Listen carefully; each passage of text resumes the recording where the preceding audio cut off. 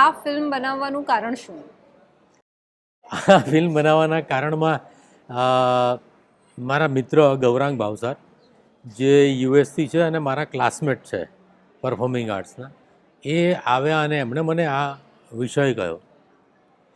વિષય તો મને ગમ્યો, પણ આવા વિષય પર ફિલ્મ બને અને ચાલે એ કોન્ફિડન્સ મને નહોતો, એટલે મેં એને અવેર કર્યો.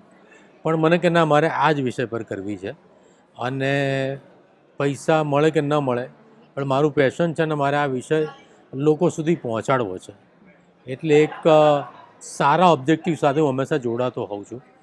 એટલે એવા ઓબ્જેક્ટિવ સાથે અને મારા મિત્રનું પેશન પૂરું કરવા માટે આ બે મેઇન જેને કહેવાય કે ઇન્ટેન્શન. અને બહુ ઘણા વખતથી મેં એક સારી ફિલ્મ કરી નહોતી. એટલે એક સારી ફિલ્મ સારા બજેટ સાથે કરવા મળે એ પણ મારા માટે એક પ્લસ પોઈન્ટ હતો. અને તમે ખૂબ સરસ કામ કર્યું છે એઝ એન એક્ટર ઓલ્સો. તો તમે એટલે તમે પોતે જ્યારે એક્ટર હો ને પછી જ્યારે ફિલ્મ ડિરેક્ટ કરો ત્યારે એ પાસું કેટલું મદદરૂપ થાય? બંને રીતે છે. એટલે જ્યારે એક્ટિંગ કરતો હોઉં ત્યારે ડિરેક્શનની આવડત કામમાં આવતી હોય છે, અને જ્યારે ડિરેક્ટ કરતો હોઉં ત્યારે ઓફકોર્સ એક્ટર્સને તમે પ્રિસાઇઝ કહી શકો કે મારે આ ટોન જોઈએ છે, અથવા તો આવી રીતે કરો, એવી રીતની, અથવા તો એને જે રીતે સમજાતું હોય એ ભાષામાં વાત કરી શકાય.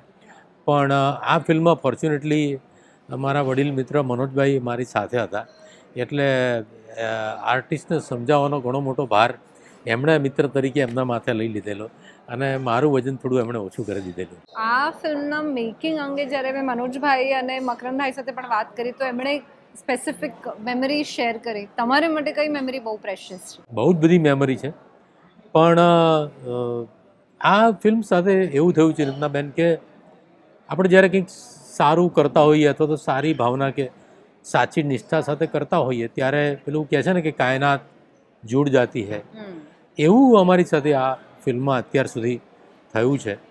એ મનોજભાઈને કાસ્ટ કરવા માટે અને મનોજભાઈએ તરત પહેલી જ મિટિંગમાં હા પાડી દીધી, એ હોય કે પછી આમાં જે ચંદુનું કેરેક્ટર છે એ અમને ટિપિકલ બધાને ગમી જાય એવો છોકરો જોઈતો હતો, અને અમને એમ હતું કે આ મળશે કે નહીં મળે, પણ એ અમને છેક અમેરિકાથી મળ્યો અને એટલો સરસ મળી ગયો કે એમ લાગે કે આના સિવાય બીજો કોઈ ચંદુ હોઈ જ ન શકે.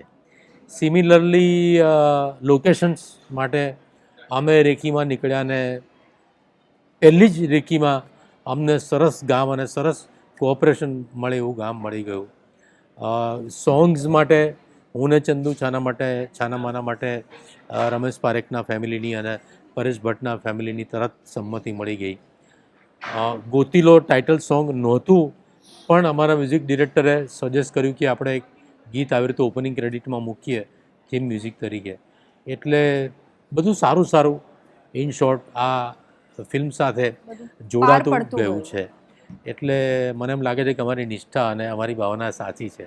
એઝ અ ડિરેક્ટર તમે શું ઈચ્છો છો આ ફિલ્મ જોયા પછી ઓડિયન્સીસને શું લાગણી થવી જોઈએ? આપણે કોઈ પ્રીચિંગ નથી આ ફિલ્મ, ખૂબ એન્ટરટેનિંગ સાથે છે, અને અમારી ટેગલાઇન છે કે વર્ચ્યુઅલ લાઈફમાં હેંગ થઈ ગયેલા જીવનને રિચાર્જ કરવાનો ઓટીપી. એટલે આ ઓટીપી અમે આપવા માગીએ છીએ કે તમારી અંદરનો જે એક મસ્તીખોર નિર્દોષ બાળક છે એને જીવતા રાખવું અને વર્ચ્યુઅલમાંથી એકચ્યુઅલ વર્લ્ડમાં પણ ડોક્યુ કરવું, સ્ક્રીન ટાઈમ ઘટાડવો અને ફેમિલી સાથેના એકચ્યુઅલ વર્લ્ડ સાથેના ઇન્ટરેક્શનનો ટાઈમ વધારવો, એવો મેસેજ આપવાનો અમારો પ્રયત્ન છે. અને સાથે સાથે અમે જે અમારા ચાઇલ્ડહુડમાં ગેમ્સ રમ્યા એનાથી અમારામાં જે સ્કિલ ડેવલપમેન્ટ થયા કે મૂલ્યો અમે શીખ્યા, જે કદાચ આજનું જનરેશન મિસ કરી રહ્યું છે. એટલે સ્ક્રીન ટાઈમ ઘટાડવાના ઓપ્શનમાં દેશી રમતો રમાતી થાય એવો પણ એક અમારો ઇન્ટેન્શન આ ફિલ્મ પાછળ રહેલો છે. સબસ્ક્રાઇબ કરો ગુજરાતી મિડ ડે.